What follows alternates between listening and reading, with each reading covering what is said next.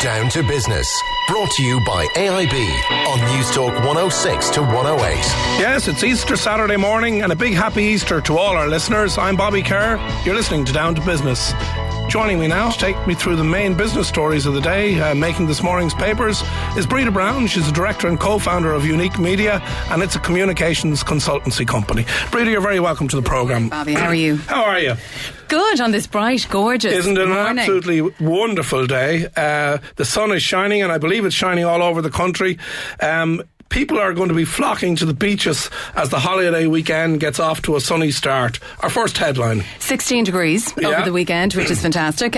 Flocking to the beaches, which means they're probably going to be spending a little bit more, which is great as well. But also they seem to be getting out of the country because 250,000 passengers are going to pass through Dublin Airport now this weekend, which apparently is 13% higher than the same period for last year. That's quite a substantial growth, I would have thought. Yeah, exactly. So look, hopefully it all bodes well then for the rest of the year. But if we can get a bit of sunshine, it's a wonderful time of year, isn't it? The brightness, the sunshine. You just get this sort of. I was driving in this morning, looking at the sunshine, and you do get a kind of an inner optimism when at this time of year, in anticipation for the summer.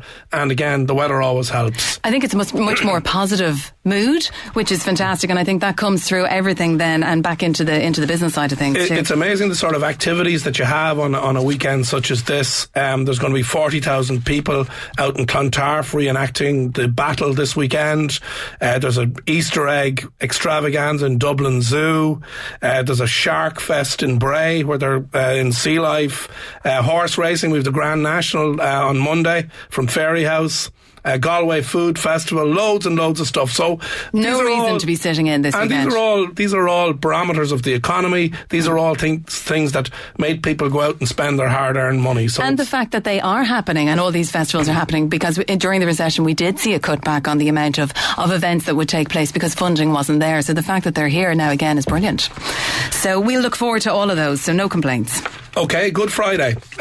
We've heard lots of things about, the alcohol ban. Adrian Cummins, the CEO of the Restaurant Association, he's telling us that the restaurants are missing out on 1 million in sales over the Good Friday alcohol ban. What do you make of it? We're really confused about this, aren't we, as a nation? We are, and he's saying that's actually a conservative estimate, and he's calling it an unacceptable law at this point on the basis that it's on religious grounds. So I suppose a couple of things to bear in mind. No, yes, we are a Catholic country, but a huge amount of people that live here aren't Catholic. And certainly we've seen with the number of people coming to move here over the past number of years, we have a lot of different religions as such. So there is confusion, but if we ban it, then it means that everybody will probably be in work on Good Friday and then probably be back in work. We wouldn't have an Easter bank holiday weekend. And we want the best of both worlds here. That's it. And I think, to be fair, the point Adrian Cummins is making is it's not solely around alcohol. It's the fact you're not selling alcohol as a restaurant, so you don't have any food sales, so you close. Mm-hmm. But yet, retail is kind of half open. You're not sure what's open, what's closed. It isn't a public holiday. It isn't a bank holiday. So there's confusion even in the workplace. And from an employer's perspective, and it's probably the lowest productivity day in the country because people they're neither here nor there. That's it. And I think from an employer's perspective, a decision has to be made as to whether you do open or you don't open. And on the retail side, most people do open, but with offices in the service industry, a lot of them will close. So, and again, that has an impact on the bottom line as well. But I suppose I was watching Twitter last night, which is quite interesting. Somebody in Cork was tweeting saying that they had ran into a stag party in a hotel in Cork. Now, the guys on the stag party were from the UK or elsewhere and didn't realise that everywhere was going to be closed on Good Friday. So they were stuck in the hotel on this particular night. Well, if you're a resident, you're quite entitled to get alcohol as a hotel resident. That's it, but they didn't want to stay in the hotel. Obviously, they wanted to be out and about on the streets of Cork. And also, apparently, tourists were taking photographs in the various shopping aisles in Dunnes Stores of all the rest, saying that, no, you can't buy alcohol today. They thought this was highly amusing. But then again, last night, I drove up Harold's Cross Road and saw throngs of people walking in the direction of Harold's Cross. I was going, my God, what's going on? Turns out they're all going to the Greyhound Stadium. The Greyhound Stadiums, I think, have had some sort of exemption for years, and it's a place that people go. You could have got drink if you wanted at the Leinster game in the Aviva or in the RDS last night. Right. So there are loopholes there. So that's the bit that's frustrating, is that we're neither fish nor fowl on this. And is it a case, Bobby, that you can't serve the alcohol or you can't purchase the alcohol? We need to sort of of have a look at what the regulations actually say, because you're not allowed to bring your own alcohol to a place, so it's just not allowed to be consumed, so you're not allowed to serve or buy it, because I was wondering, could people who are out for dinner buy the alcohol in advance, a week in advance, and do the transaction then and still consume it on the night? But okay, I'm going to bring you now to the front page of the Mail on Saturday, and I'm going to read out the headline because it says, Newstalk, we'll sue RTE over Pat Kenny adverts. Now, this is an amazing story. Apparently RTE don't like our new ad. We've done a new TV ad here at the station. What do you make of this, Breda? And then I'll give you my view. Well, they're refusing to run the ad on the basis they're saying that it doesn't adhere to the advertising codes. Because the ad is for the Pat Kenny show, and it has what RTE is calling is a call to action, which is telling people to move the dial. They don't like our move the dial line. They don't like our strap line. Exactly. So they're saying, though, if you take out the move the dial line, they will run the ad. Because apparently they ran the ad last year for you in September, October and November. And when you put in the ad, initially it did have the move the dial tagline. They said that breached the industry guidelines. They asked Newstalk to take it out. Newstalk took it out and the ads ran. However, this time round, Newstalk have resubmitted the ads, left in the move the dial tagline, and RTE are coming back again saying, no, we can't run it. So there's a couple of issues and a couple of, I suppose, questions to be discussed here, but Newstalk are taking legal advice, rightly so, on this at the moment, and say they will probably lodge a complaint with the Competition Authority. They're saying it's anti-competitive. RTE is contravening its public service broadcasting remit, as they have a duty to be fair and balanced. So, and also, I think, RTE is also refusing revenue at a time when they're actually loss-making. Well, now, so that's quite interesting. Okay, well, let me give you my tuppence halfpenny on it. I think RTE, since 1961, they've had this dual thing where they're a public service broadcaster funded by the licence fee, but they're also a commercial one because they take advertising revenue. So if they take advertising revenue, that puts them on the same foot as ourselves as a commercial station.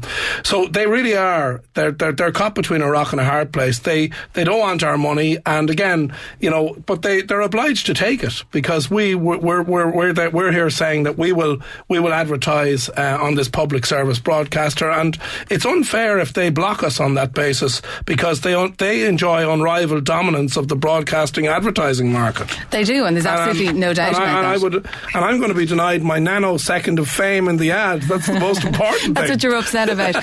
Well, look, there's two sides to every story, so read it quite carefully, I suppose. But the issue is down to those three words: move the dial. So, there you heard it, folks. Move the dial. There you go. I hope they're all listening over there in Montrose. And Bobby, the other question then to ask Newstalk is: would you run ads for RTE? So that's the question. Well, on that point, and let me answer that. We are a commercial entity, and we can choose to take whoever's money we want. So we could say no, we don't want to. But that's different. Mm-hmm. We're not funded by the taxpayer, so we're quite entitled to take whatever revenue we want from whoever we want. It's not the case with RTE. I'd also like to see a list maybe of other ads that RTE have refused to run over the past 12-24 months, let's say, just out of curiosity, just to see if there is any agenda there. You're very balanced, Breda. That's what I like. That's what we love about you. Very objective and balanced. Okay, let's look at some good news. HMV opened its doors on Grafton Street again this morning. I'm delighted to see this. This is good news for the consumer. This is good news for retail. And a lot of fun activity down there on Grafton Street today. They're in the old Aware premises, which is sort of further on down Grafton Street from where they were previously. Opposite Bewley's. So it's interesting because they've had to obviously make their offering a little bit more contemporary because people are downloading their music online and they watch their movies and everything online. So what they've done to try and attract people in is they now have a secret cinema in the area where small groups can go in and watch films in peace. And down in the basement then as well, they have a HMV live stage. So they're going to have live performances there every week. So I think it's lovely to see that they're... Well, I'm going to go down there after the show today and I'm going to, maybe buy a few CDs and wander around there because I think it's great news. Good stuff. Now, Bus Setanta renewed drivers' policies despite winding down. This relates to Setanta Insurance. They were taking policies up till recently, even though they promised in January not to do so after January this year. This is an absolute disgrace. this whole thing around Setanta. 75,000 drivers left with no cover. Their main target audience, the man with the van, the really guy who really needs to be given some sort of lift up in this country, and here we are screwing him and leaving him without insurance cover. Couldn't agree with you more. And the issue is they were renewing policies up until recently, which means that if you renewed your policy in March, you are not going to get any reimbursement, obviously, which means you have to go and buy a brand new policy now, stumping up yet again, which is going to have an impact on the bottom line. There is, the fact that they're registered in Malta also raises a couple of questions. Absolute disgrace. Surely, that shouldn't be allowed. But surely they should have to adhere to our regulations here, but they don't. They adhere apparently to the Maltese regulations, and the authorities in Malta weren't overly forthcoming yesterday when they were being questioned on it. And the central bank were able to put their hands up and say it's nothing to do with them. Exactly. It's crazy. Now there is I suppose a silver lining in that there is another company called InsureMyVan.ie, which apparently he said he has ended up signing up over 1,000 Setanta customers over the past 2 days, trying to help them out with what's going on at the moment. But there's questions there definitely that need to be asked by the central bank. Okay, just quickly, another article in the Irish Times. Anglo verdict will reverberate in legal circles. That's Professor Niamh Brennan from UCD saying that one of the observations out of the whole Anglo trial is that the responsibility of non-executive directors, she's telling us that you really have to be careful now, and the difference between executive and non-executive is actually there isn't one as the courts see it at the moment, but clearly one needs to be careful if one is a non-executive director, because you actually are responsible. You're equally responsible as an executive director. And I think sometimes people are actually quite chuffed maybe to be asked to go on a board of a particular company, and that is quite a scenario where really you have to do your homework beforehand to make sure it is the right sort of company you want to be involved in, that the other members on the board will act with integrity, otherwise it is going to have an impact on your reputation. One more quick one for you, Breda. EU subsidies must stop. Michael O'Leary, the man just can't stay out of the papers. He's saying that he believes farmers should not receive EU subsidies, small farmers, even though he gets 60 to 80 grand himself in his County Westmeath farm. He's saying small farmers. He said those with acres so of big guys should, and small guys shouldn't. Yeah, between 10 and 20 acre farms shouldn't get subsidies because they're uneconomic and they can't live off them. However, he doesn't realise that sometimes they need this as part of their livelihood, and sometimes it's supplementing another income. Also, small farmers have a huge role to play in this country from a food and an artisan production perspective, as you would know, Bobby, from your retail and food background. So I think, it's quite easy for somebody like him to be in his ivory tower looking at everybody else with the subsidies, but I think we just need to be fair. Stay with us, Breda, because I want to bring in my next guest. If you're negotiating with your conscience about gorging on an Easter egg tomorrow, I might have some help for you. What better way to get rid of your belly than to get involved in